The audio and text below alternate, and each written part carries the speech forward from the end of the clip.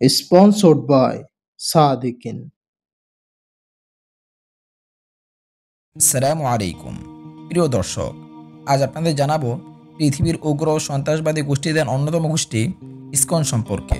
ভিডিওটি শেষ পর্যন্ত দেখতে থাকুন। মূল আলোচনার পূর্বে চ্যানেলটি সাবস্ক্রাইব করে আমাদের সাথেই থাকুন। ইসকন, যার পুরো নাম international society Krishna for consciousness, যাকে সংক্ষেপে ইসকন বলা হয়। বাংলা ভাষায় তাকে বলা হয় আন্তর্জাতিক কৃষ্ণা ভাবনামিত সংঘ। 1966 সালে যুক্তরাষ্ট্রে নিউ ইয়র্কে সংগঠনটি প্রতিষ্ঠা করেছিল অভয়চন্দ্র রবীন্দ্র ভক্তি বেদান্ত স্বামী প্রভুপাদ নামের এক হিন্দু ধর্মগুরু। ইসকনের মূল কার্যালয় ভারতের পশ্চিমবঙ্গ রাজ্যের নদিয়া জেলার মায়াপুরে অবস্থিত। বর্তমানে পৃথিবীর প্রায় 80টি রাষ্ট্রে ইসকনের প্রায় 850টি মন্দির রয়েছে। ইসকনের প্রতিষ্ঠাকালীন আদর্শ। ইসকনের প্রতিষ্ঠাকালীন আদর্শ ছিল কৃষ্ণ চেতনা পুরো বিশ্বে ছড়িয়ে দেয়া। 60-এর দশকে পাশ্চাত্যের তরুণদের গভীর আধ্যাত্মিক সংকটের পরিপ্রেক্ষিতে হরে কৃষ্ণ মুভমেন্ট হিসেবে এর যাত্রা শুরু হয়। প্রতিষ্ঠার পর থেকেই আমেরিকা, ইউরোপ, আফ্রিকায় বেশ প্রসারিত হয়েছে। 1960 ও 1970-এর দশকে এর অনুসারীদের সংখ্যা দ্রুত বৃদ্ধি পেতে থাকে। তবে 1977 সালে প্রভুপাদের মৃত্যু হলে সংগঠনটির ভাবাদর্শ পাল্টে যেতে শুরু করে। 1980-এর দশকে যুক্তরাষ্ট্র ও ভারতের ইসকন পরিচালিত স্কুলগুলোতে অনেক শিশু শারীরিক, মানসিক এবং যৌন নির্যাতনের শিকার হয়েছিল বলে তদন্তে প্রকাশ পায়।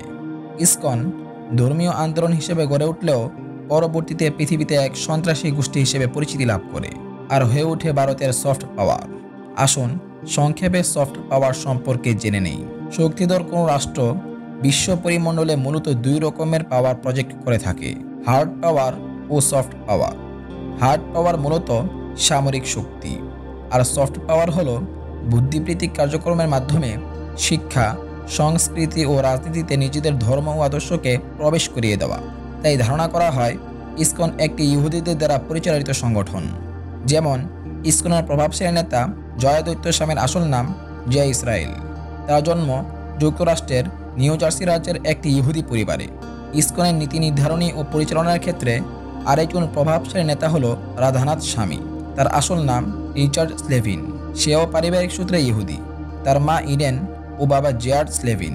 তারা রাশিয়া, রোমানিয়া, পোল্যান্ড ও লিথুনিয়া থেকে যেসব পরিবার যুক্তরাষ্ট্রের শরণার্থী হিসেবে এসেছে তাদেরই সন্তান। আর রিচার্ড স্লেভিন ইসকনের কার্যকলাপ মুম্বাই থেকে পরিচালনা করে।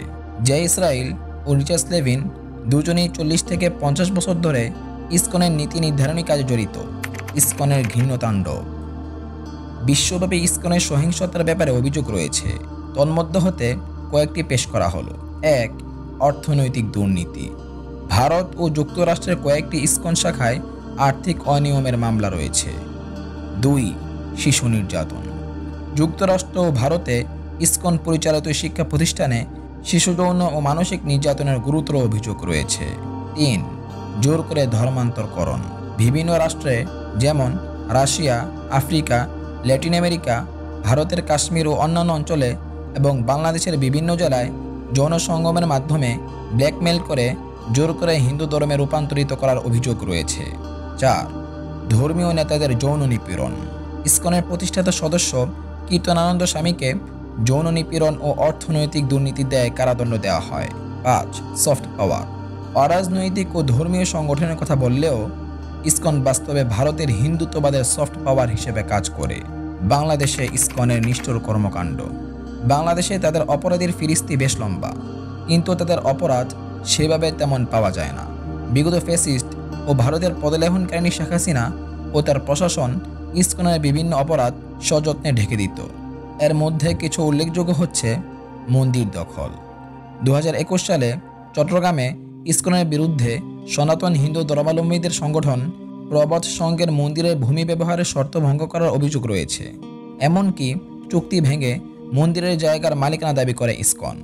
ঢাকার স্বামীবাগে স্বামী ত্রিপুরলিঙ্গ প্রতিষ্ঠিত মন্দির ও আশ্রমটি 90-এর দশকের শেষ দিকে দখল করে নেয় ইসকন। বর্তমানে বাংলাদেশে এটি ইসকনের প্রধান কার্যালয়। যৌন নিপীড়ন। বাংলাদেশে ইসকন নেতা চিন্ময় নিয়মিত শিশু বলাৎকার করত। বাস্তবতা হচ্ছে এটি তাদের আদি বিকৃতি শিক্ষা। ইসকনের প্রতিষ্ঠাতা স্বামী প্রভুপাদ মনে করত এটি বাস্তব যে একজন নারী এমন পুরুষকে পছন্দ করে যে দর্শনে অত্যন্ত পারদর্শী। এই ব্যাপারে চিন্ময়ের কিছু কুকৃতি দেখা যাক। ব্রহ্মচারী এবং পণ্ডিত ধামের অধ্যক্ষ, তোমার সাথে কি ঘটনা হয়েছে? আমাকে মানে রুমের মধ্যে মেসেজ করতে নিয়ে যেত, নিয়ে গিয়ে মানে যে কাজ সমকামী যেটা হবে এটা করে। তো যদি তোমাকে উপর থেকে বলা হয় যে এই শারীরিক সম্পর্কটা করলে ডিএনএ টেস্ট দিতে হয় যা প্রমাণ স্বরূপ, তুমি কি ডিএনএ টেস্ট দিতে প্রস্তুত আছো? হ্যাঁ। আচ্ছা, আমরা যখন মেসেজ করি মহারাজের, আমি যখন মহারাজের মেসেজ করি তখন মহারাজের হাতটা শক্ত হয়ে আমার লিঙ্গ দিকে যায়, আমার হাতটা সরাই দিই, আমার লিঙ্গ দিকে যায়, আমার হাতটা সরাই। সহিংসতা। 2014 সালে স্বামীবাগে তারাবি নামাজে বাধা দেয় ইসকন, ফলে মুসলিম হিন্দু সংঘর্ষে বেশ কয়েকজন আহত হয়। পুরো দেশে মুসলিম হিন্দু সাম্প্রদায়িক অস্থিরতা বিরাজ করে। আবার 2016 সালে সিলেটে ইসকন মন্দির থেকে পার্শ্ববর্তী মসজিদে মুসল্লিদের উপর গুলি ছোড়ার ভিডিও ভাইরাল হয়ে পড়ে। এই সময় ইসকনিদের হামলায় অনেক মুসল্লি আহত হয়। এরপর 2016 সালে ইসকনিদের বিরুদ্ধে ফেসবুক স্ট্যাটাস দেওয়ায় ইসকনিদের হাতে খুন হয় সিলেটি উসমানী নগরের মসজিদের খতিব। 2019 সালে চট্টগ্রামের বিভিন্ন স্কুলে ইসকন ফুড ফর লাইফে খাবার বিতরণ নিয়ে সামাজিক যোগাযোগ মাধ্যমে একটি ভিডিও ছড়িয়ে পড়ে, যেখানে দেখা যায় শিশুদের খাবার পূর্বে হরে কৃষ্ণ জপতে বলা হচ্ছে। ইসকন কর্মীদের শেখানো মন্ত্রে শিশুরা হরে কৃষ্ণ হরিনাম পাঠ করে প্রসাদ গ্রহণ করে। মন্ত্র পাঠের মাধ্যমে মুসলিম সহ বিভিন্ন ধর্মের শিশুদের উৎসাহিত করায় সারা দেশে বিক্ষুব্ধ প্রতিক্রিয়া সৃষ্টি হয়। এরপর 2024 সালের 26শে নভেম্বর ইসকন নেতা চিন্ময় কৃষ্ণ দাসের জামিন আদালত নামঞ্জুর ধরুন চট্টগ্রাম আদালত চত্বরে ইসকন কর্মীগণ ব্যারিস্টার সাইফুল ইসলাম আলিফকে প্রকাশ্যে কুপিয়ে হত্যা করে। আর এই সময় তারা উত্তেজনা ও সাম্প্রদায়িক দাঙ্গা তৈরির জন্য সাম্প্রদায়িক স্লোগান দেয়, একটা একটা মুসলিম ধর, সকাল বিকাল জবাই কর, মৌলবাদের আস্তানা জ্বালিয়ে দাও, পুড়িয়ে দাও। এরপর 2025 সালের 17 অক্টোবর গাজীপুরের মাদ্রাসার ছাত্রীকে অপহরণ করে লাগাতার 3 দিন ধর্ষণ করে ইসকন সদস্য।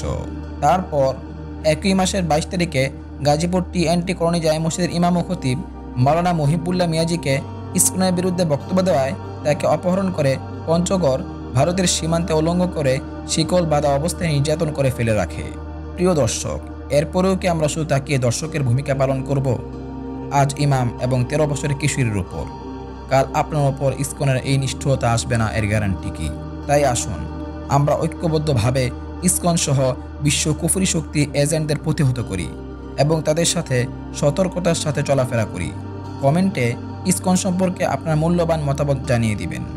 ধন্যবাদ।